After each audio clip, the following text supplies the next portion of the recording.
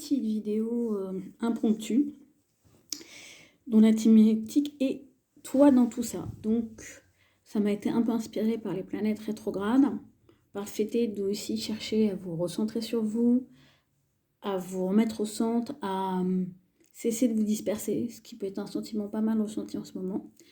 Donc comme d'habitude, 3 tas, sachant que pour chaque tas, j'amènerai un complément avec le tarot. Mais dans un premier temps, on va déjà découvrir ce que nous disent les oracles, sachant que c'est principalement axé sur le symbole Lune et que le reste amène un complément d'information. On commence par le tas numéro 1 pour savoir ce que ça nous raconte. C'est très très intéressant comme d'habitude. Pour moi, les personnes qui ont pris le tas numéro 1, on vous demande vraiment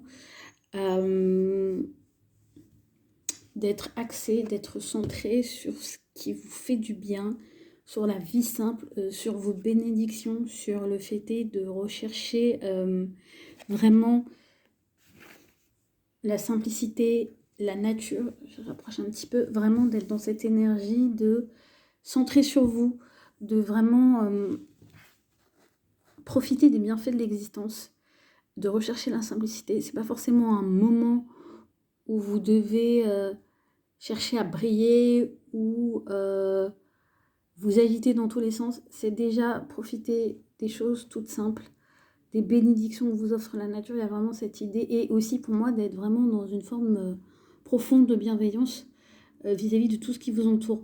Et quand je dis bienveillance et compassion, c'est pas forcément de l'implication ou vous perdre dans les besoins des autres, c'est d'être en présence. Voilà ce qui est très intéressant.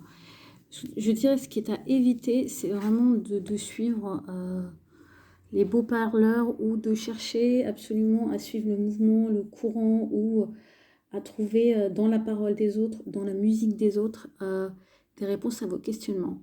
Parce que pour moi, vous risquez justement de perdre de vue ce dont vous disposez déjà. Alors ce qui est intéressant, c'est pas que vous devez être dans cette idée que de solitude, c'est plutôt centrez-vous sur vous, centrez-vous sur les bienfaits de votre existence et évitez d'écouter, de vous disperser dans le brouhaha extérieur ou dans les belles paroles ou dans les bonnes promesses ou dans ce qu'on vous raconte comme paroles et paroles, j'ai envie de dire.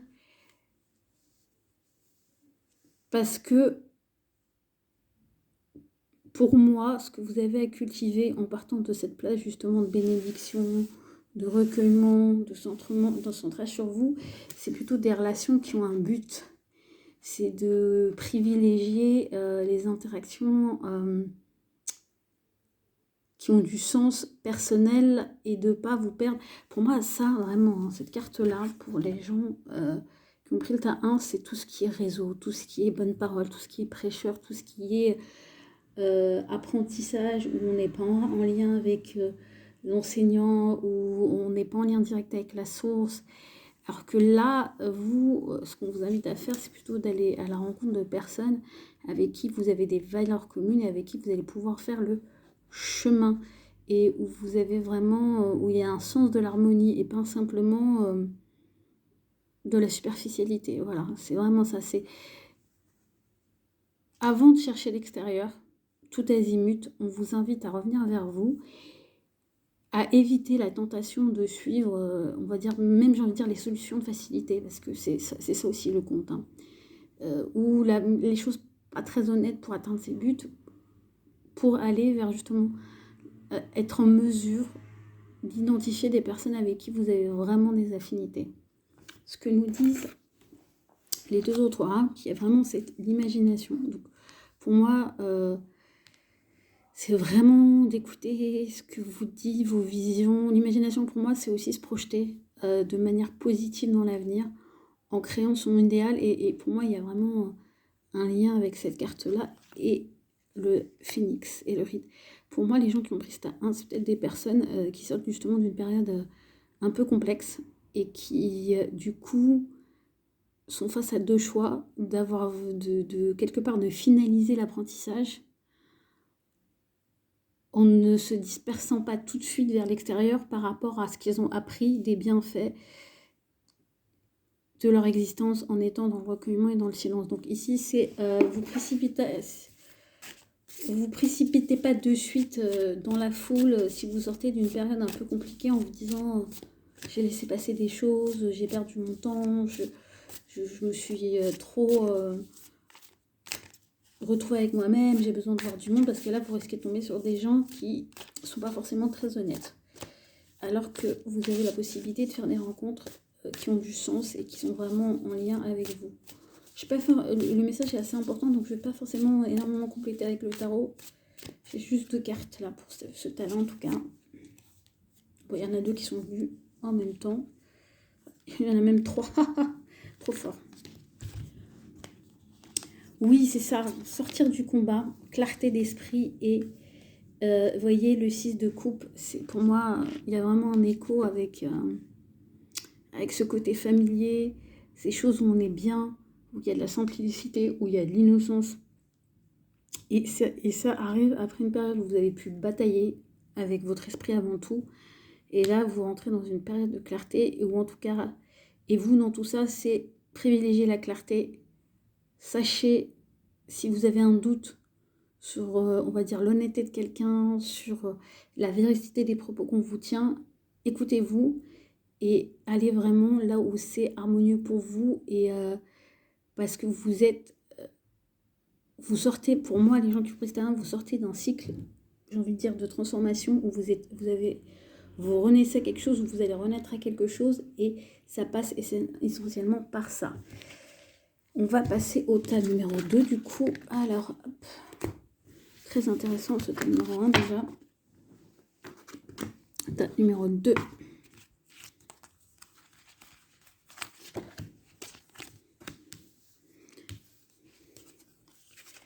Alors ici, on a des gens qui ont un fort charisme. Qui ont la capacité de vraiment convaincre les gens, d'amener les gens à les écouter, à les suivre. Après, il y a aussi peut-être un côté superficiel.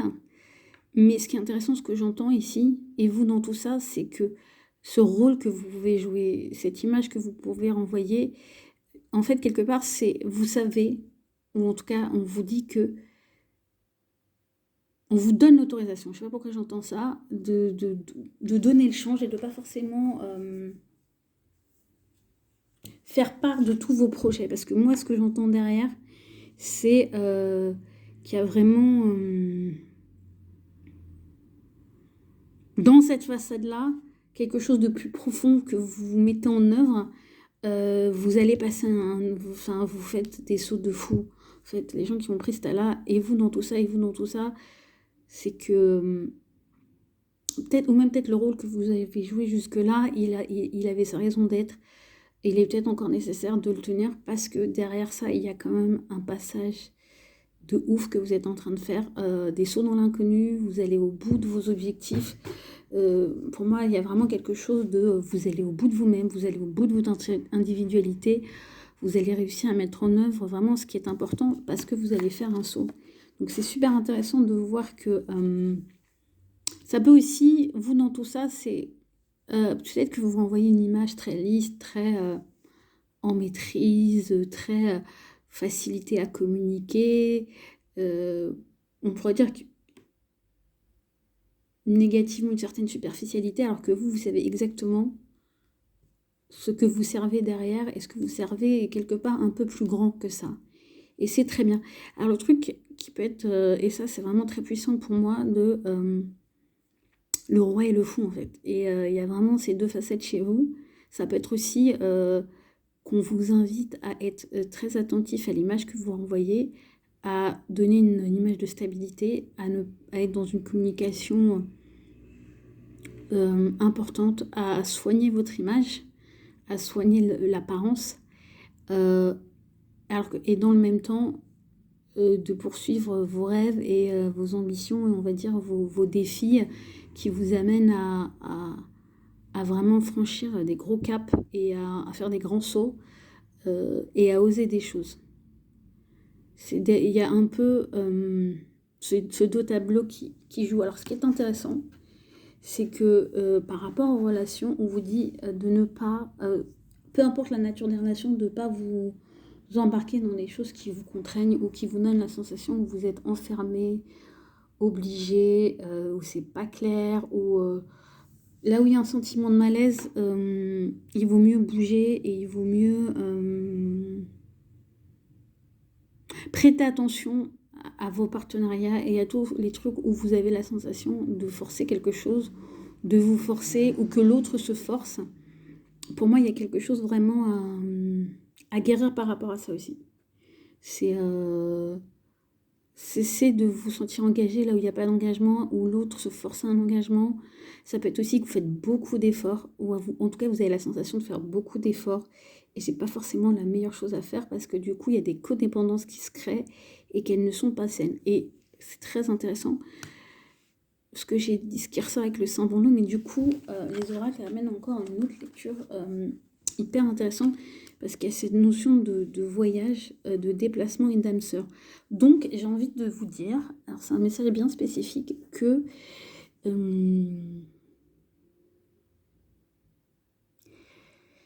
il y a des gens qui vous ressemblent, qui sont en chemin, qui arrivent, et il faut leur laisser le temps d'arriver, et du coup, ça vous invite aussi à vous libérer de tout ce qui ne sera pas en accord avec ça, en fait. C'est vraiment... Et pour moi, il y a aussi cette notion-là que vous pouvez être en contact avec quelqu'un qui a deux visages, justement aussi, et qui est aussi en train de se libérer peut-être de choses qui le mettent en dépendance, d'engagement. Je dis ça parce qu'il y a âme sœur, et du coup, ça vous concerne vous, mais ça concerne aussi une autre personne avec qui vous pouvez avoir des liens d'âme importants. Alors ça peut être à tout niveau, mais où vous êtes tous les deux dans une double dynamique qui est à la fois de donner le change par rapport à des gens et en même temps d'être en train de passer des caps, de vous libérer, d'aller vers ce qui vous correspond vraiment, de vous affranchir. Et du coup, c'est presque la dernière étape de cet affranchissement, c'est de savoir vous dépêtrer de ces relations limitantes, en fait, où il y a beaucoup de fausses croyances, où on est dans des engagements qui ne sont pas forcément fondés sur des choses qui ont encore du sens. Et là-dessus, il faut vraiment vous en défaire. Quand je dis vous en défaire, c'est pas forcément entrer dans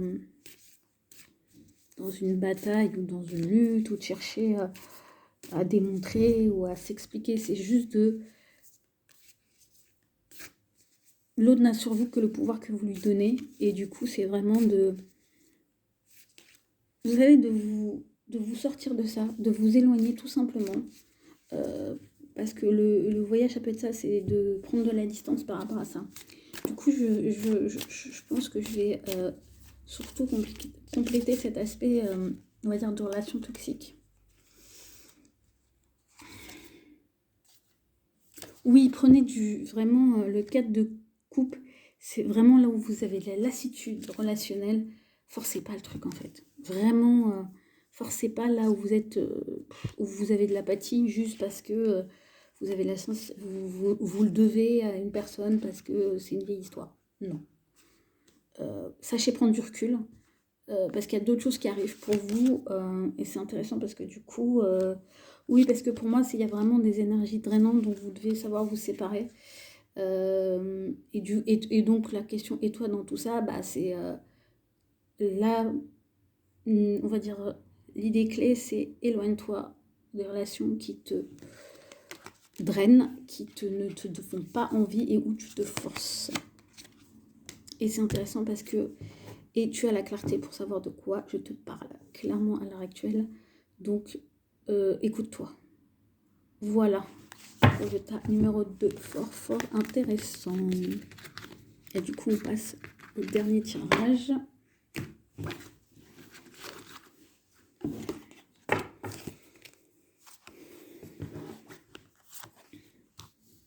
Waouh! Alors, ici, et toi dans tout ça, c'est...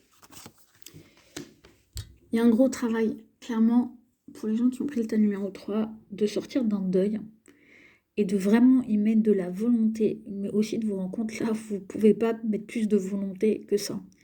Ce que j'entends par là, c'est presque, il faut admettre que vous avez été blessé, il faut admettre une perte, il faut admettre que vous avez fait des choix où la vie vous a imposé des choses qui vous amènent à vivre le deuil, à vivre la perte, à vivre un sentiment d'échec, d'isolement, de solitude, de deuil.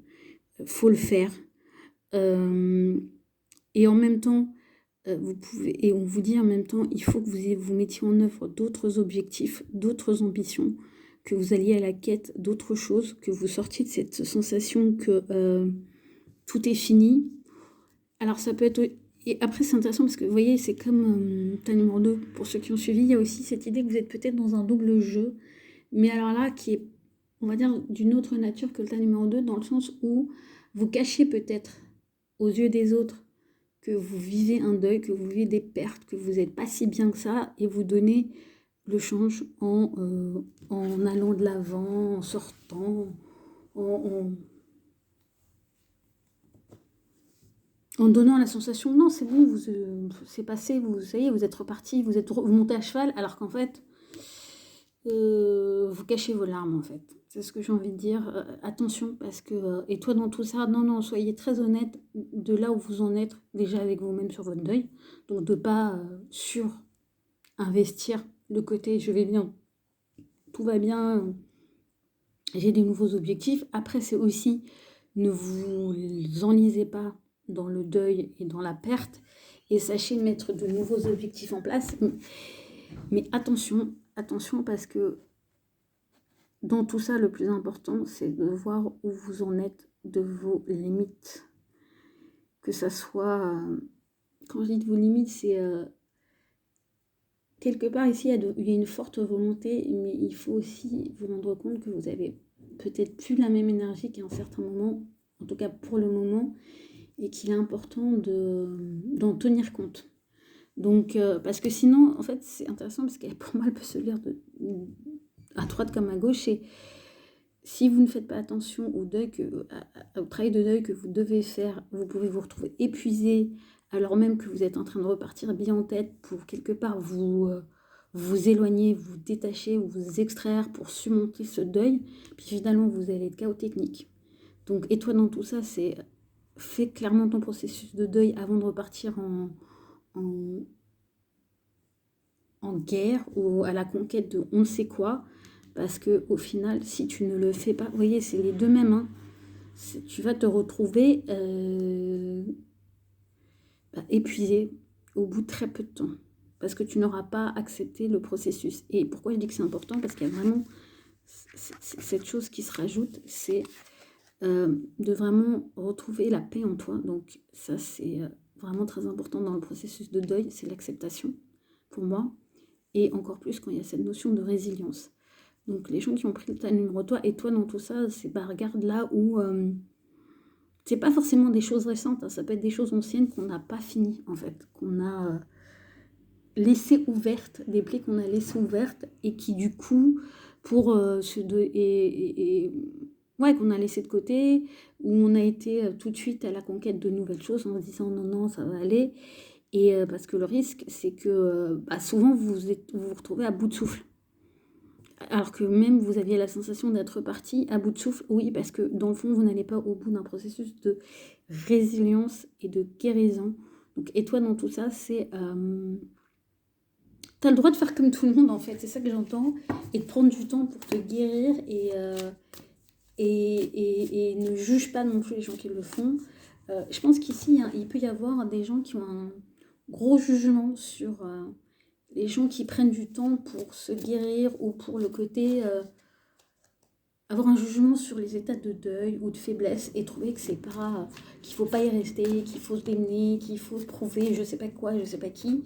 Mais là ce qu'on vous dit ouais, mais enfin il y a un moment où on est rattrapé, même pour les plus vaillants. Intéressant. Donc ici et toi dans tout ça, c'est assure-toi que tu as bien fait tous tes processus de deuil. Va au bout du mécanisme de résilience, cherche la paix en toi avant d'aller conquérir d'autres territoires ou de te lancer bien en tête dans de nouveaux projets. Sinon, à un moment, tu vas te retrouver dans un schéma de répétition par rapport à de l'essoufflement. Ta priorité, c'est toi. Donc, je vais regarder ce que rajoutent les tarots là-dessus. pense qu'on va aller sur 3 cartes, hein, comme pour les autres. Ouais, c'est vraiment ça, parce que pour moi, il y a ce truc de...